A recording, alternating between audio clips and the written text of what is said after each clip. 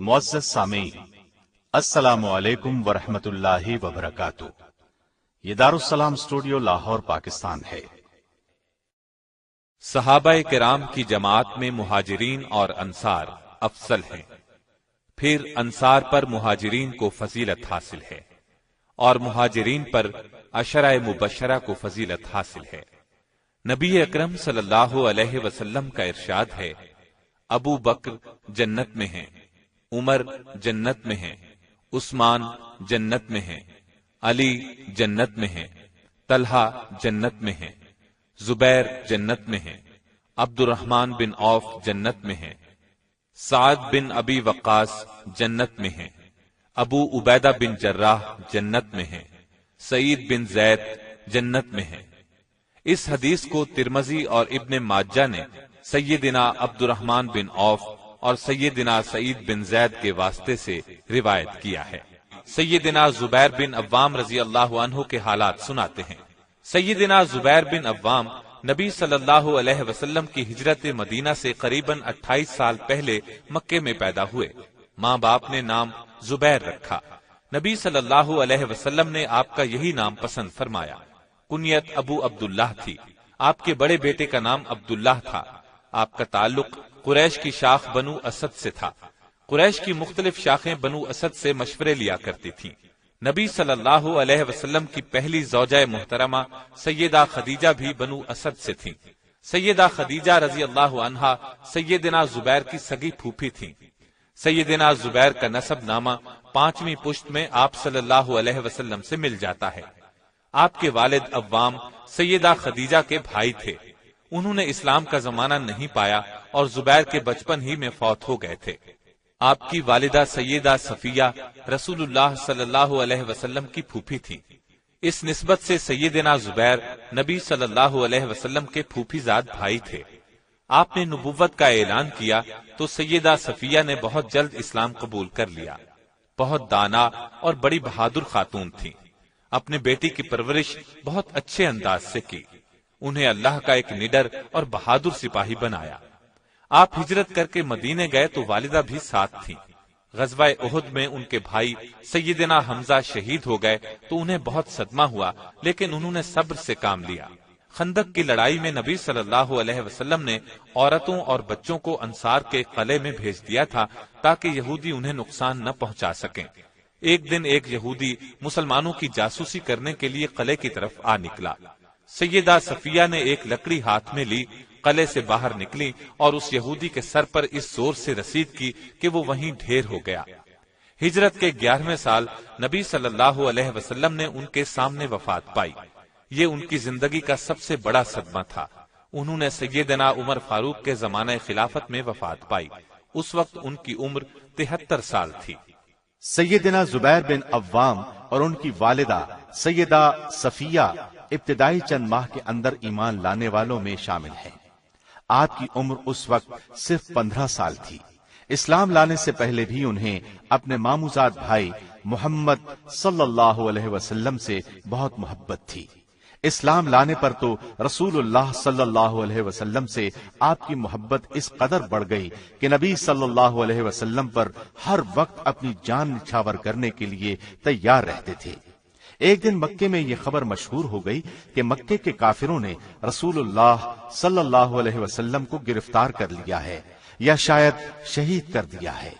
یہ خبر سنتے ہی سیدنا زبیر تڑپ کر اٹھے، ننگی تلوار ہاتھ میں لی اور بھاگ کر نبی صلی اللہ علیہ وسلم کے گھر پہنچ گئے۔ وہاں نبی صلی اللہ علیہ وسلم خیر و عافیت کے ساتھ تشریف فرما تھے۔ یہ دیکھ کر اطمینان کا سانس لیا۔ نبی صلی اللہ علیہ وسلم نے ان سے دریافت فرمایا، خیر تو ہے، یہ ننگی تلوار کس لیے ہاتھ میں پکڑ رکھی ہے؟ انہوں نے عرض کیا کہ میرے ماں باپ آپ پر قربان ہوں، میں نے سنا تھا کہ دشمنوں نے نبی صلی اللہ علیہ وسلم کو گرفتار کر لیا ہے یا شاید نبی صلی اللہ علیہ وسلم کو شہید کر دیا گیا ہے۔ ان کی یہ بات سن کر نبی صلی اللہ علیہ وسلم نے فرمایا، اگر ایسا ہوتا تو تم کیا کرتے؟ اس پر سیدنا زبیر نے عرض کیا، اے اللہ کے رسول، اللہ کی قسم میں ان سے لڑتا، اس قدر لڑتا کہ شہید ہو جاتا۔ یہ سن کر نبی صلی اللہ علیہ وسلم بہت خوش ہوئے اور انہیں دعا دی۔ یہ پہلی تلوار تھی جو اللہ کے راستے میں اور اللہ کے نبی کی حمایت میں بلند ہوئی تھی، اور اسے بلند کرنے کا شرف نوجوان زبیر کو حاصل ہوا۔ جب تک سیدنا زبیر اسلام نہیں لائے تھے اس وقت تک ان کا چچا نوفل بن خویلد ان پر بہت مہربان رہا، لیکن ادھر آپ نے اسلام قبول کیا، ادھر اس نے آپ پر ظلم شروع کر دیا۔ وہ آپ کو چٹائی میں لپیٹ دیتا اور آگ سلگا کر اس کی دھونی دیتا، پھر ان سے کہتا اپنے باپ دادا کے مذہب کی طرف پلٹا، نیا دین چھوڑ دے۔ سیدنا زبیر ہر بار یہی جواب دیتے، ہرگز نہیں، یہ نہیں ہو سکتا۔ چچا کے علاوہ مکے کے دوسرے کافر بھی ان سے اچھا سلوک نہیں کرتے تھے۔ اس طرح انہوں نے کئی سال تک دین کے لیے سختیاں برداشت کی، یہاں تک کہ آپ نے سب سے پہلے حبشہ کی طرف ہجرت کرنے والوں کا ساتھ دیا۔ درمیان سے یہ مسلمان حبشہ سے واپس بھی آئے اور پھر حبشہ چلے گئے۔ اس مرتبہ 100 سے زیادہ مسلمان مرد اور عورتیں حبشہ چلے گئے۔ حبشہ کی طرف ہجرت کر جانے والے مسلمانوں میں سے ایک جماعت تو خیبر کی لڑائی تک حبشہ میں رہی اور 7 ہجری کے شروع میں حبشہ سے مدینہ منورہ پہنچی، لیکن 40 کے قریب مرد اور عورتیں نبی صلی اللہ علیہ وسلم کے مدینے کی طرف ہجرت کرنے سے پہلے مکے واپس آ گئے۔ ان میں سیدنا زبیر بھی شامل تھے۔ انہوں نے مکے واپس آ کر تجارت شروع کر دی۔ اسی زمانے میں ان کی شادی سیدنا ابو بکر کی بڑی بیٹی سیدہ اسما سے ہو گئی۔ آپ نبی صلی اللہ علیہ وسلم سے پہلے مکہ نہ چھوڑ سکے۔ اس کی وجہ یہ تھی کہ ان دنوں ایک تجارتی قافلے کے ہمراہ شام گئے ہوئے تھے۔ شام سے واپس لوٹے تو رسول اللہ صلی اللہ علیہ وسلم سیدنا ابو بکر کے ساتھ مدینے جا چکے تھے۔ راستے میں ایک مقام پر ان کی ملاقات سیدنا زبیر سے ہوئی۔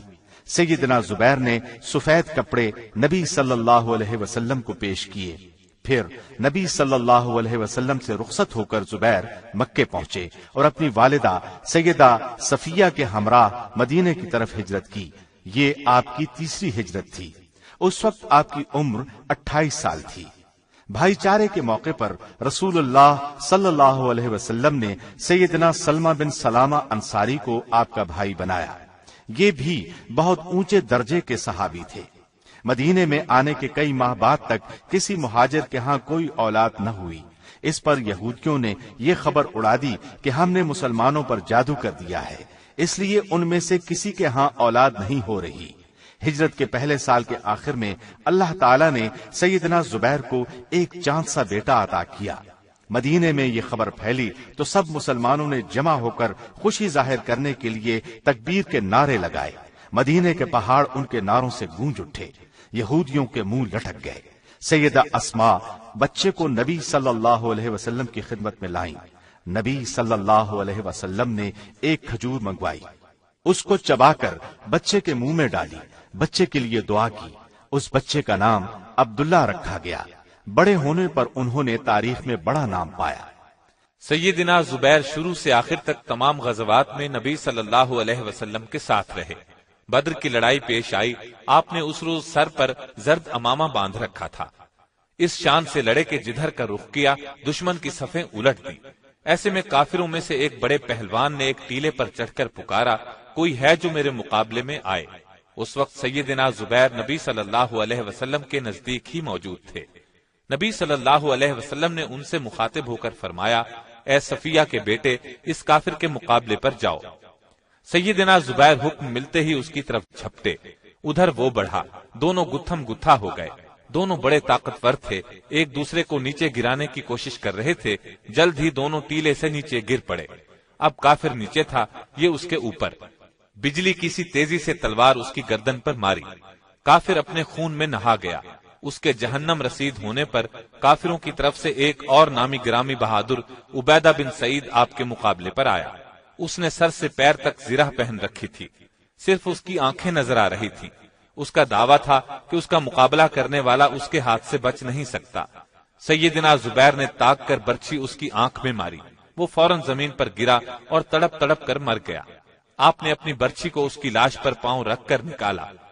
لڑائی کے بعد نبی صلی اللہ علیہ وسلم نے یہ برچھی سیدنا زبیر سے مانگ لی۔ نبی صلی اللہ علیہ وسلم کے بعد یہ برچھی سیدنا ابو بکر صدیق کے پاس رہی۔ ان کے بعد سیدنا عمر فاروق اور پھر سیدنا عثمان کے پاس رہی۔ آخر میں یہ آپ کے بیٹے سیدنا عبداللہ کے پاس پہنچ گئی۔ بدر کی لڑائی میں آپ نے جو تلوار استعمال کی وہ بھی برچی کی طرح اہمیت اختیار کر گئی۔ اس تلوار پر چاندی کا کام کیا گیا تھا۔ لڑائی کے دوران میں اس پر دندانے پڑ گئے تھے۔ یہ تلوار زبیر کے خاندان میں مدتوں محفوظ رہی۔ اس لڑائی میں آپ کے کندھے پر گہرا زخم آیا۔ اس کے ٹھیک ہونے پر وہاں ایک گڑھا سا بن گیا۔ ان کے بیٹے عروہ بچپن میں اس گڑھے میں انگلیاں ڈال کر کھیلا کرتے تھے۔ احد کی لڑائی میں سیدنا زبیر نے کافروں کے ایک نامی بہادر کلاب بن طلحہ کو قتل کیا۔ اس کے بعد دوسرے مسلمانوں سے مل کر ایسی بہادری سے لڑے کہ کافروں کا منہ پھر گیا۔ پھر جب تیر اندازوں کی غلطی سے کافروں نے ایک بار پھر اچانک حملہ کیا تو مسلمانوں کے پاؤں اکھڑ گئے۔ اس وقت جو جانثار جم کر کھڑے رہے ان میں زبیر بن عوام بھی تھے۔ ہجرت کے 5ویں سال خندق کی لڑائی پیش آئی۔ کافروں کا ایک نامی پہلوان خندق عبور کرنے میں کامیاب ہو گیا۔ اس نے مسلمانوں کو للکارا، کسی میں ہمت ہے تو میرے مقابلے پر آئے۔ سیدنا زبیر نے اس کی پکار سنی تو فوراً آگے بڑھے۔ تلوار کا ایک بھرپور وار اس پر کیا، وہ 2 ٹکڑے ہو کر زمین پر گر پڑا۔ اسی زمانے میں مدینے میں آباد یہودیوں کے ایک قبیلے بنو قریظہ نے غداری پر کمر باندھی۔ اس قبیلے کا مسلمانوں سے معاہدہ تھا کہ مدینے پر کسی دشمن نے حملہ کیا تو وہ مسلمانوں کے ساتھ مل کر اس کا مقابلہ کریں گے، لیکن جب دشمنوں نے حملہ کیا تو بنو قریظہ ان کے ساتھ مل گئے۔ نبی صلی اللہ علیہ وسلم کو ان کی غداری کی اطلاعات ملی تو انہوں نے فرمایا، بنو قریظہ کے ارادوں کے بارے میں کون صحیح خبر لائے گا؟ نبی صلی اللہ علیہ وسلم نے یہ سوال 3 بار پوچھا۔ ہر بار سیدنا زبیر نے اٹھ کر پرجوش انداز میں کہا، اے اللہ کے رسول، میں جاتا ہوں۔ اس وقت بنو قریظہ شرارت پر تلے ہوئے تھے۔ ان کے محلے میں جا کر ان کی ٹوہ لینا بہت خطرناک تھا۔ اس کام میں جان جانے کا خطرہ تھا، لیکن سیدنا زبیر نے جس جوش اور جذبے کے ساتھ خود کو پیش کیا، اس سے نبی صلی اللہ علیہ وسلم بہت خوش ہوئے اور انہوں نے فرمایا، ہر نبی کا ایک حواری ہوتا ہے، میرا حواری زبیر ہے۔ اس کے بعد سیدنا زبیر گھوڑے پر بیٹھ کر 2 یا 3 بار بنو قریظہ کی طرف گئے اور ان کے بارے میں کافی معلومات حاصل کر کے آپ صلی اللہ علیہ وسلم کو پہنچائیں۔ اس پر نبی صلی اللہ علیہ وسلم نے فرمایا، میرے ماں باپ تجھ پر قربان ہوں۔ اہل سیر کا بیان ہے کہ نبی صلی اللہ علیہ وسلم نے یہ الفاظ سیدنا زبیر بن عوام اور سیدنا سعد بن ابی وقاص کے سوا کسی اور کے لیے نہیں کہے۔ چنانچہ نبی صلی اللہ علیہ وسلم نے بنو قریظہ کو سزا دینے کا ارادہ فرمایا۔ اپنے جانثاروں کو ساتھ لے کر ان کا محاصرہ کیا۔ 15 دن کے محاصرے کے بعد انہوں نے ہتھیار ڈال دیے۔ ان میں سے لڑنے والے مردوں کو قتل کرایا گیا۔ جن یہودیوں کو موت کی سزا سنائی گئی ان یہودیوں کو حضرت علی اور سیدنا زبیر نے قتل کیا۔ ہجرت کے 6 سال صلح حدیبیہ ہوئی۔ اس سے پہلے بیعت رضوان ہوئی۔ 1400 صحابہ نے نبی صلی اللہ علیہ وسلم کے ہاتھ پر بیعت کی کہ عثمان کے خون کا بدلہ لیں گے۔ سیدنا زبیر بھی اس بیعت میں شریک ہوئے۔ بیعت رضوان کے بعد آپ خیبر کی لڑائی میں بھی شریک ہوئے۔ یہ لڑائی ہجرت کے 7ویں سال ہوئی۔ اس لڑائی میں مدینے سے کچھ نیک بیبیاں بھی اس خیال سے آ گئی تھیں کہ مجاہدین کے لیے کھانا پکائیں گی، زخمیوں کی مرہم پٹی کریں گی۔ ان میں سیدنا زبیر کی والدہ سیدہ صفیہ بھی شامل تھیں۔ خیبر کا معرکہ شروع ہوا۔ سب سے آخر میں قموس کے قلعے پر حملہ کیا گیا۔ اس قلعے کا حاکم مرہب تھا۔ وہ یہودیوں کا نامی گرامی بہادر تھا۔ وہ جوشیلے اشعار پڑھتا ہوا قلعے سے نکلا۔ سیدنا علی رضی اللہ عنہ اس کے مقابلے پر آئے۔ انہوں نے آنن فانن اسے موت کے گھاٹ اتار دیا۔ اب اس کا بھائی غضبناک ہو کر میدان میں نکلا۔ اس کا نام یاسر تھا۔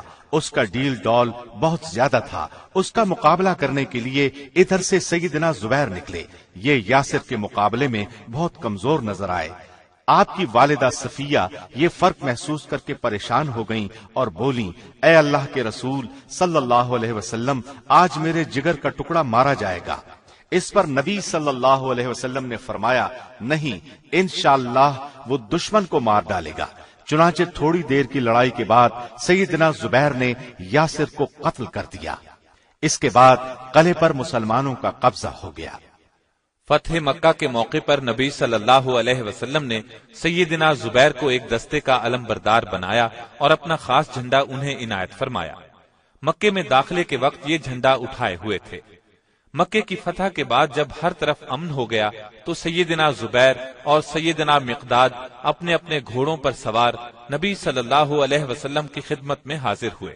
اس موقع پر انہیں یہ عزت ملی کہ نبی صلی اللہ علیہ وسلم نے اٹھ کر ان کے چہروں سے گرد صاف کی۔ حنین کی لڑائی میں بھی آپ شریک ہوئے اور نہایت بہادری سے لڑے۔ ایک موقع پر بہت سے کافر اچانک چٹان کے پیچھے سے نکل کر ان پر ٹوٹ پڑے۔ آپ نے تنے تنہا ان سے مردانہ وار مقابلہ کیا اور جلد ہی انہیں بھاگنے پر مجبور کر دیا۔ حنین کے بعد نبی صلی اللہ علیہ وسلم نے طائف کا محاصرہ کر لیا۔ یہ محاصرہ تقریباً 3 ماہ جاری رہا۔ سیدنا زبیر برابر اس دوران میں نبی صلی اللہ علیہ وسلم کے ساتھ رہے۔ تبوک کی مہم میں بھی آپ ساتھ تھے۔ ہجرت کے 10ویں سال آپ حج کے لیے مکے تشریف لے گئے۔ سیدنا زبیر سمیت 1 لاکھ سے زائد مسلمان آپ کے ساتھ تھے۔ اس حج کے جلد ہی بعد آپ اس دنیا سے رخصت ہو گئے۔ آپ کے بچھڑنے کا غم سیدنا زبیر کو بھی دوسرے صحابہ کی طرح بہت زیادہ ہوا۔ یہ ان کی زندگی کا سب سے بڑا صدمہ تھا۔ اس کے بعد دنیا کے کاموں میں ان کی دلچسپی بہت کم ہو گئی۔ ابو بکر صدیق کی خلافت کا زمانہ آپ نے خاموشی سے گھر بیٹھ کر گزارا۔ پھر سیدنا عمر فاروق کی خلافت میں ان سے اجازت لے کر اپنے بڑے بیٹے عبداللہ کے ساتھ شام کے محاذ پر چلے گئے۔ اسلامی لشکر میں شامل ہو کر جہاد کرتے رہے۔ رومیوں کے خلاف سب سے بڑی لڑائی یرموک کی تھی۔ اس جنگ میں رومی عیسائیوں کی تعداد قریباً 3 لاکھ تھی، جبکہ مسلمان قریباً 40,000 تھے۔ مقابلہ سخت تھا۔ اس جنگ میں سیدنا زبیر نے شاندار کارنامے انجام دیے۔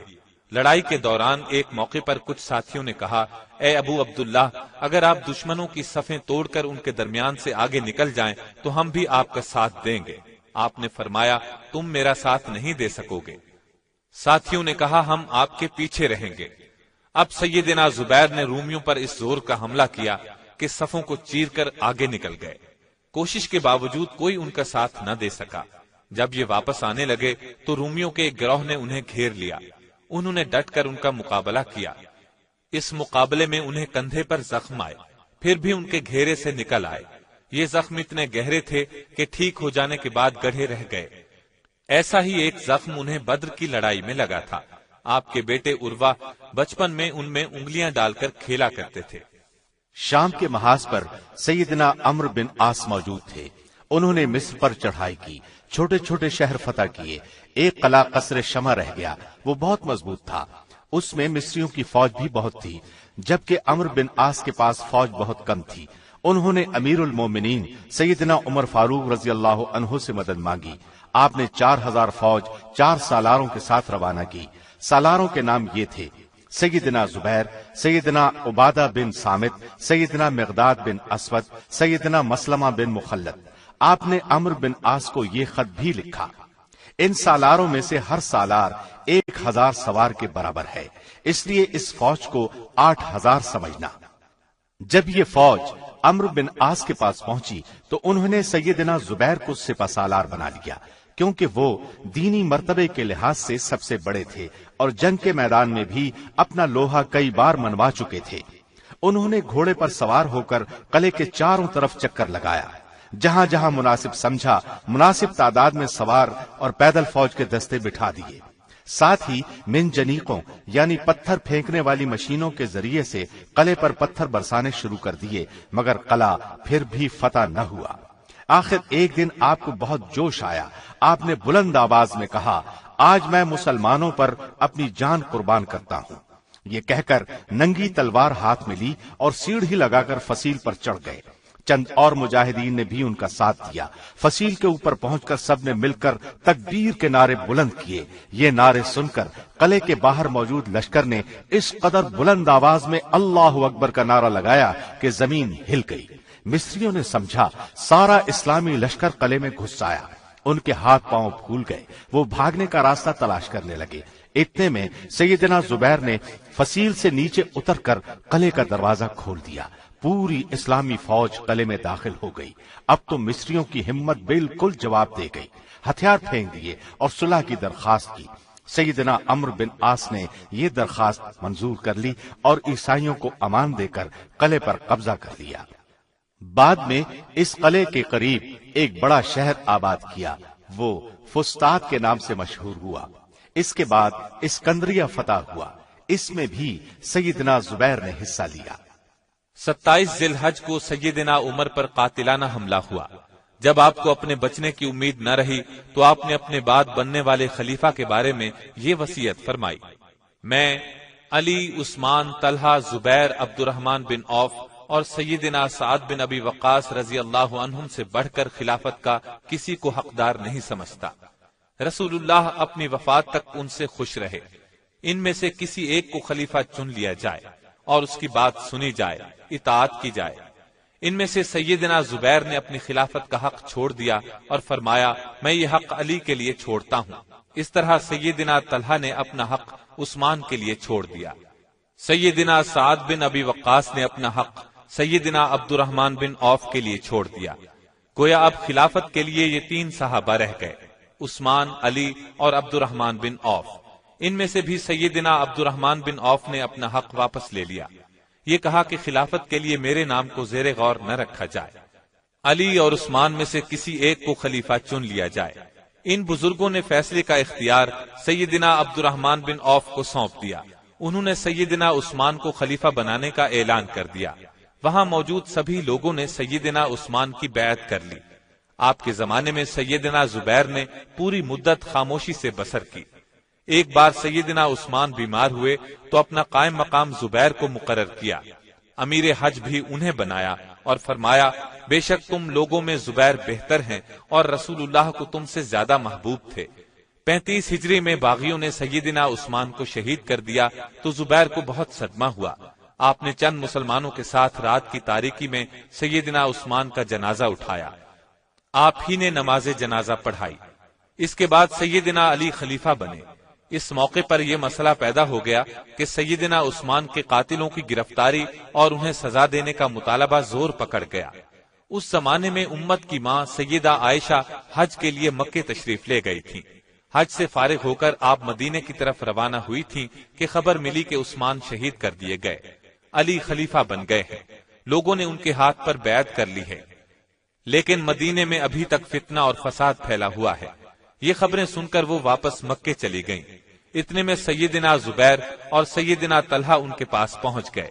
انہوں نے بھی مدینے کے پریشان کن حالات بیان کیے۔ مکے کے لوگوں کو بھی یہ تمام حالات سنائے گئے۔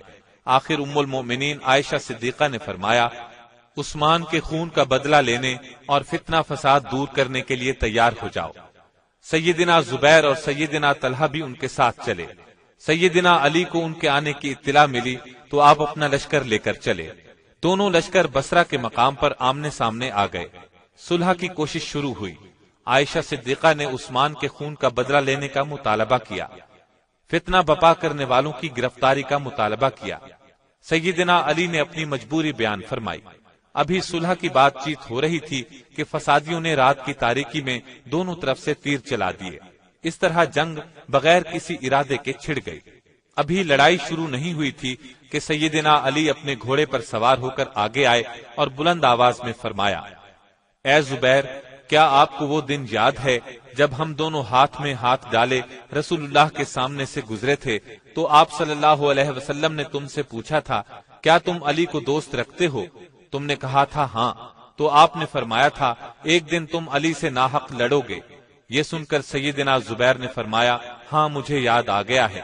سیدنا علی اتنا فرما کر لشکر میں واپس چلے گئے، لیکن زبیر رضی اللہ عنہ میں فوری طور پر تبدیلی آ گئی۔ اسی وقت لڑائی کا میدان چھوڑ کر شہر بصرہ کی طرف چل دیے۔ ان کا خیال تھا بصرہ سے اپنا سامان لے کر واپس مدینے چلے جائیں۔ ایک شریر شخص عمرو بن جرموز میدان جنگ میں آپ کا تعاقب کر رہا تھا۔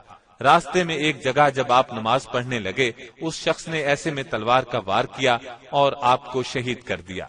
انا للہ و انا الیہ راجعون۔ اس جگہ کا نام وادی سبا تھا، وہیں انہیں دفن کیا گیا۔ ابن جرموز کا خیال تھا کہ آپ کی شہادت کی خبر سن کر حضرت علی خوش ہوں گے، چنانچہ وہ زبیر شہید کی تلوار اور زرہ وغیرہ لے کر آپ کی خدمت میں حاضر ہوا اور آپ کو بتایا کہ اس نے زبیر کو قتل کر دیا ہے۔ یہ سن کر حضرت علی کو بہت صدمہ ہوا اور ابن جرموز کو بد دعا دی۔ حضرت زبیر مالدار تھے لیکن سادہ زندگی گزاری، کئی شادیاں کی، شہادت کے وقت 9 لڑکے اور 9 لڑکیاں تھیں۔ ان میں سے عبداللہ بن زبیر نے بہت شہرت پائی، اللہ سے بہت ڈرنے والے تھے، اخلاق حد درجے پاکیزہ تھا، دیانت اور امانت میں مشہور تھے، غضب کے بہادر تھے، شجاعت میں اپنا لوہا منوایا، بہت اچھے شاہ سوار تھے، سخاوت میں بھی کسی سے کم نہیں تھے، اپنی ضرورت پر دوسروں کو ترجیح دیتے تھے، اپنا زیادہ وقت رسول اللہ کی خدمت میں گزارتے تھے۔ سیدنا زبیر کو حضور صلی اللہ علیہ وسلم سے حد درجے محبت تھی، نبی صلی اللہ علیہ وسلم بھی آپ سے محبت کرتے تھے۔ سیدنا زبیر کو بھی دنیا ہی میں جنت کی خوشخبری نبوت کی زبان مبارک سے ملی۔ اللہ کی آپ پر ہزار ہا رحمتیں ہوں۔ Thanks for watching. Don't forget to like, comment, share and subscribe to